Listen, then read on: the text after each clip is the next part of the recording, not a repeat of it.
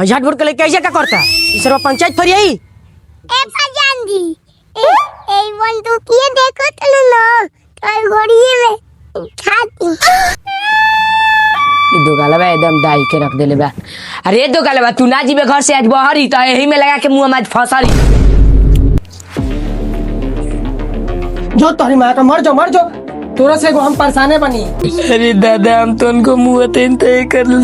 लाचे नहीं के दादा ये करले ठीक था हम गांव के लबर में रहे रे दादा। तोरी माँ के तू गांव के लबर रखे यही से हमको कहते रहे बाहर जो हम बाहर जाई सब तोर अत्याचार देखत देखत परेशान में मैं तो भर के टेंशन सर्व दे के सब देले बिया कब बुझा त तन की के तरह हम जी साला घर में तू भागे जैसे निकल हम घर से बाहर निकल तू हम घर से बाहर निकल घर में तोरा जगह नहीं खे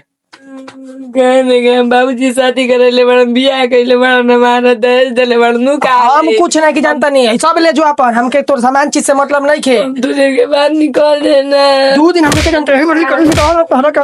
समझा दे निकल हम घर से बाहर निकल ना निकल हम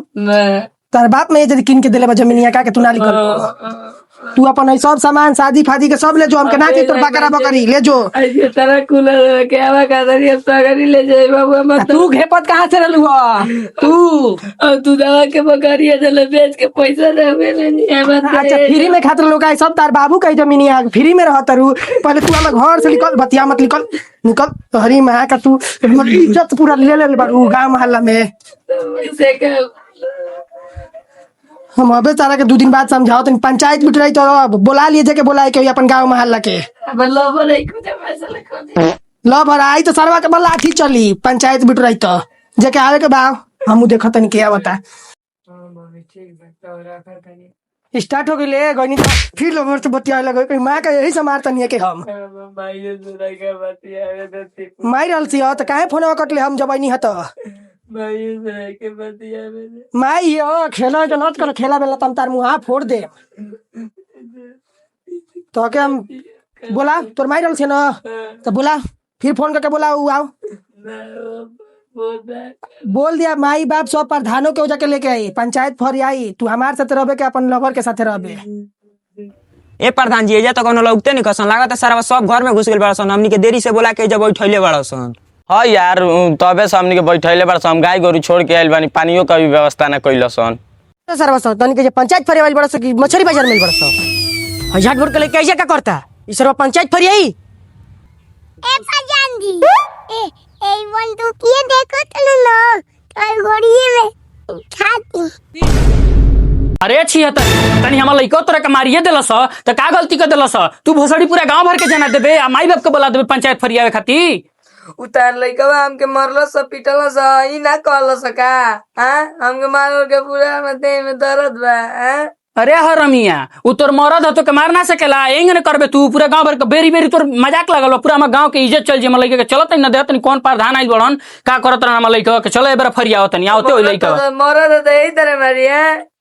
त तनी बर्दाश्तो कइल जाला चल जाए दे अबे आओ तन लइका त तोरे के बताओ तनी आवे दे चल चल देख भाई चाहे कुछ भी हो जी देख कितना पंचायत के नजर में गिर जाती है तो के कुछ बोले के नहीं के ठीक बा बोलबे ना करम चल ना तू शांति से रहो। देखी प्रधान जी आ गिलसन। हाँ हाँ आ गिलसन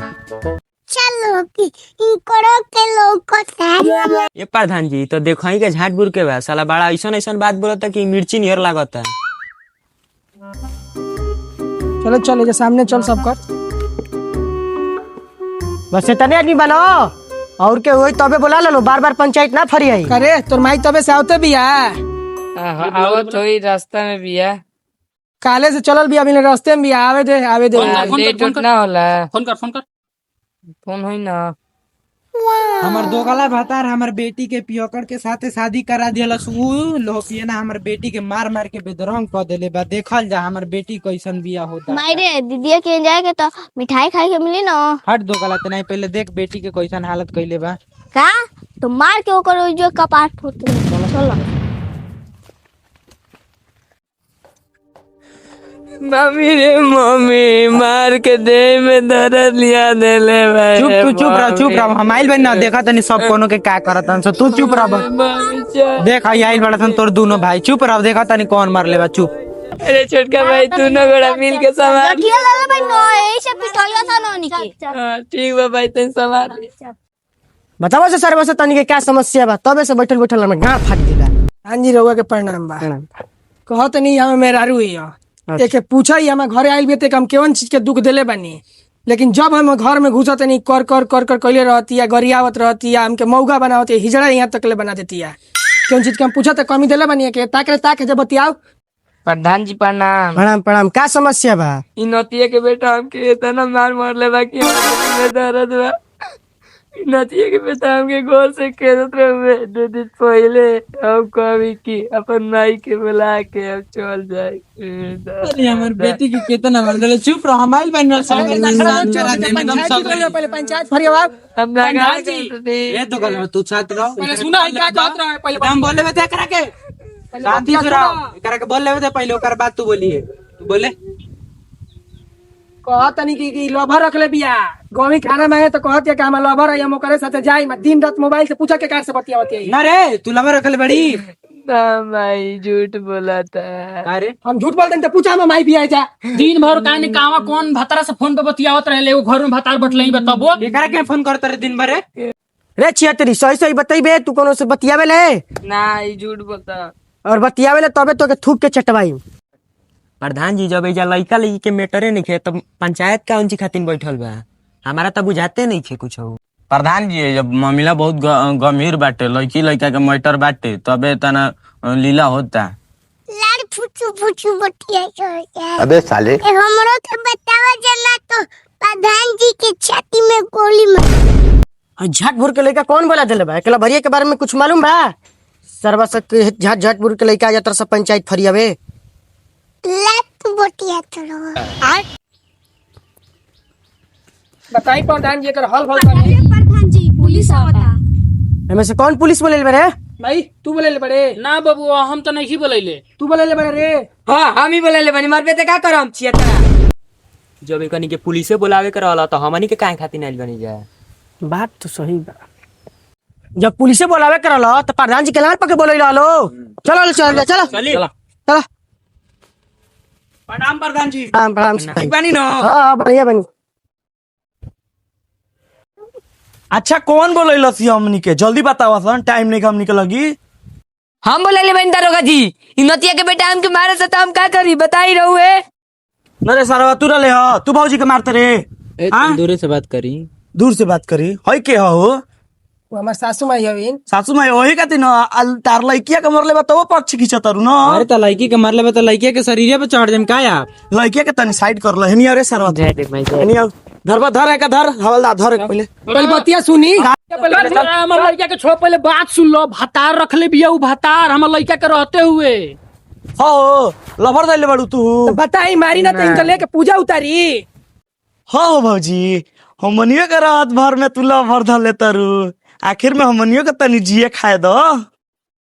अरे सला तू दरोगा का हम मेहरारू पे लाइन मारते रे सुलह कराइल बड़े के तू करे बड़े सॉरी सॉरी सॉरी गलती हो गया सर अब नहीं करेंगे रहेंगे। अरे सला फरियाइल बड़े तो फरियाओ ना तुम्हारा में घड़िया में 6 गोलियां गिनो में कहू गोली ना। अमन भाई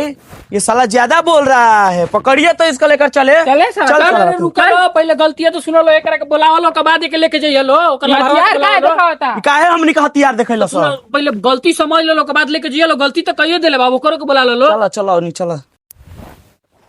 बेबी माय डार्लिंग में आ गया। अरे तोड़ तो लवर 5G टावरों से तेज बरे ये कौन है?